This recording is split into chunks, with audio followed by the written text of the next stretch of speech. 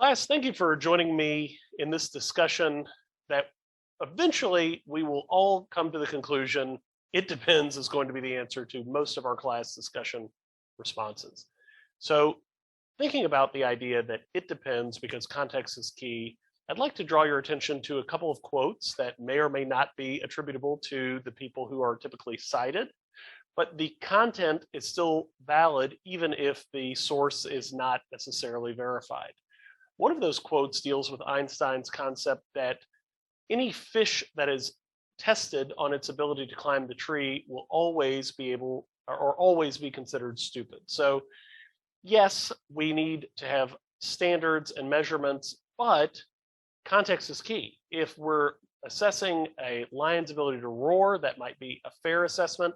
If we're assessing a fish's ability to climb a tree, that may not be a fair assessment. There's another quote that Peter Drucker is attributed to have said, and a number of people say no, he didn't say this, but regardless, the idea of what gets measured gets managed has a special relevance in this contextually dependent environment. So looking at some of the ways in which we can examine our overall content and say, well, what do we need to measure? What metrics need to be considered? And are these valid for the context in which we're operating? You will provide better value to your employer, to your situation, to your industry, than if you simply approach things with a checklist that is a one-size-fits-all proposition, or if you are unable to distinguish the idea that metrics themselves should not be outcomes. What do we mean by that?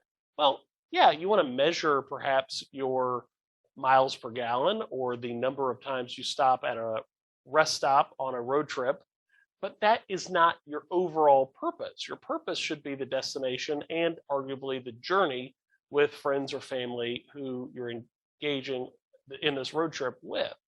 So thinking about how those measurements, while they can allow you to assess value, cost, and other attributes of your journey, those measurable concepts such as the amount of fluid ounces of windshield wiper fluid that you needed to use, or the amount of time that your tires were still capable of being used after said road trip, those may be beneficial, particularly for strategic planning as you look to your next road trip, but they're not those things that you need to use to guide necessarily your outcomes, your end goals, your aspirations, and those optimal conclusions.